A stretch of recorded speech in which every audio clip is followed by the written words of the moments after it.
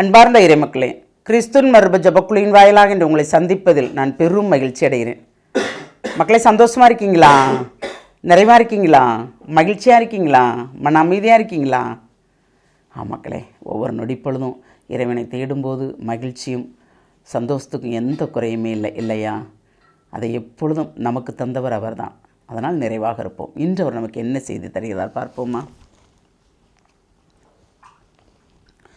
திருத்தூதர் பவுல் எபிரேயருக்கு எழுதிய திருமுகம் அதிகாரம் 11 இறை வார்த்தை 17 19 முடிய. ஆபிரகாம் சோதிக்கப்பட்ட போது ஈசாக்கை பலியிட துணிந்தது நம்பிக்கையினால்தான். ஈசாக்கின் மூலமே உன் வழி மரபு விளங்கும் என்ற வாக்குறுதி அவர் பெற்றிருந்த போதிலும் அவர் தம் ஒரே மகனை பலியிட முன்வந்தார். ஏனெனில் இறந்தோரை கடவுள் உயிரோடு எழுப்ப வல்லவர் என்பதை அவர் உணர்ந்திருந்தார். எனவே அவர் தம் மகனை மீண்டும் பெற்றுக்கொண்டார். பின்பு நடக்க இருந்ததற்கு இது ஒரு அறிகுறி. பாருங்கள், எல்லாமே நம்பிக்கை ஆபிரகாமை கொண்டே வருகிறது இல்லையா? நீங்கள் இந்த வாசகம் முழுவதும் வாசித்தோம்னா, எபிரேயர் 11 ஃபுல்லாக வாசித்தோம்னா அதில் உள்ள விளக்கங்கள் அனைத்துமே தெரியும் நமக்கு. நீங்கள் உங்களுக்கு ஒரு 15 நிமிஷம் செய்தி கொடுப்போம்னா அதை பார்க்குறதுக்கு உங்களுக்கு நேரம் இல்லை. ஏன்னா அவசரத்தில் ஓடிக்கிட்டு இருக்கீங்களா? அதனால தான் 5 நிமிஷம். இந்த 5 நிமிஷம் செய்தி கூட நீங்கள் பார்க்குறீங்களான்னு தெரியல இல்லையா? ஆனால் அப்படி பார்க்கும்போது இதில் உங்களுக்கு தேவையான ஒரு விஷயத்தை அவர் வச்சுருப்பார். நீங்கள் என்ன நினச்சி இன்றைக்கி அந்த செய்தியை பார்க்குறீங்களோ அப்படி பார்க்கும்போது உங்களுக்குரியது அங்கே இருக்கும். இப்போ அந்நிய தேசத்தில் இருக்கிறாங்க, ஆண்டவர் அவங்கள கொண்டுட்டு வரணும்னா ஒரு நொடிக்கில் அவங்கள கொண்டுருவாங்களே இல்லையா?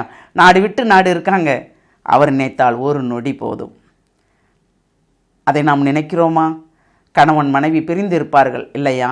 தொழிலுக்கு சென்றவர்கள் எப்பொழுது நம் கணவர் வருவார் என்று எதிர்பார்த்திருப்பார்கள். எப்பொழுது நம் தகப்பன் வருவான் என்று பிள்ளைகள் எதிர்பார்த்திருக்கும். அவர் கொண்டு வருவார்.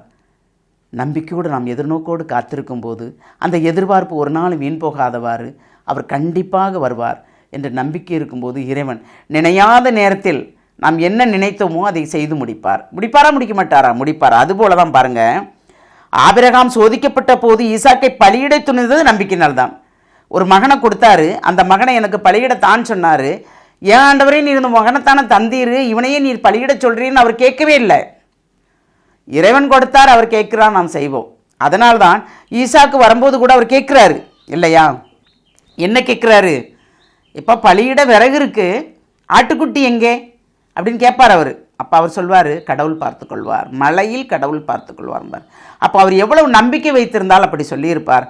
அதுபோல் தான் நமக்கு இப்போ ஒரு காரியம் நடக்க வேண்டும் என்றால் நம்முடைய பெற்றோர்களோ நம்ம பிள்ளைகளோ நம்மளை கேட்கிறார்கள், என்ன செய்ய போகிறோம் என்று கேட்டால் கடவுள் பார்த்துக்கொள்வார். நம்மிடம் ஒன்றுமே இல்லையே, எல்லாம் வைத்து கொண்டா நாம் செய்கிறோம்? இல்லை, ஒன்றுமில்லை. ஒரு திருமண காரியமாக இருக்கட்டும், வேறு எந்த காரியமாக இருக்கட்டும், எல்லாம் இறைவன் பார்த்து கொள்வார் என்று நினைக்கும்போது நமக்கு எது எது தேவையோ, எந்தெந்த நேரத்தில் தேவையோ அவர் அனைத்தையும் அவர் செய்வார்.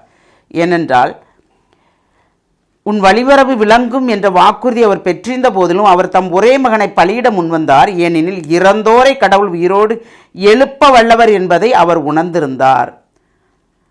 அவர் தம் மகனை மீண்டும் பெற்று கொண்டார்.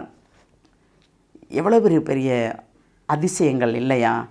நம்மோடு இருக்கும் இறைவன் ரொம்ப பெரியவர், அற்புதம் செய்கிறவர், அதிசயம் செய்கிறவர் நமக்குள் இருக்கிறார். ஓடுறோம் நாம் வெளியில், எங்கன்னு ஓடுறோம். நமக்குள்ளே இருக்கிற இறைவனை தேடுங்க, அவரை கொண்டு வாங்க. அவரை கொண்டு வரும்போது எல்லாமே நிறைவாக இருக்கும் இல்லையா? அந்த நிறைவை கேட்போமா? வாழும் வல்லலே இறைவா, ஒவ்வொரு நாளும் இந்த இறை வார்த்தையின் மூலமாக எங்களை தெளிவுபடுத்துகிறீர். குழம்பி தவிக்கின்ற நேரத்தில் எங்களுக்கு தெளிவை தந்து, நான் உன்னோடு கூட தானே இருக்கிறேன், ஏன் கவலைப்படுகிறாய் என்று சொல்லி ஒவ்வொரு நேரமும் எங்களை ஆற்றுப்படுத்தி, எங்களை தேற்றி, எங்களை திடப்படுத்தி, எதது தேவையோ அனைத்தும் நீர் செய்து தருகிறீர். வல்லவரே, நீர் சொன்ன ஒவ்வொரு காரியங்களையும் நிறைவாக செய்து முடிப்பீர் என்ற நம்பிக்கையோடு காத்திருக்கும் உம்முடைய மக்களுக்கு அந்த நிறைவான வார்த்தையை செயல்படுத்த போகிற அந்த கிருபைக்கு நன்றி கூறி எங்களை முழுமையாக உம்முடைய இரக்கத்துக்குள் ஒப்புக் கொடுக்கிறோம். ஜெபம் கேட்கும் நல்ல பிதாவே. ஆமேன், ஆமேன், ஆமேன்.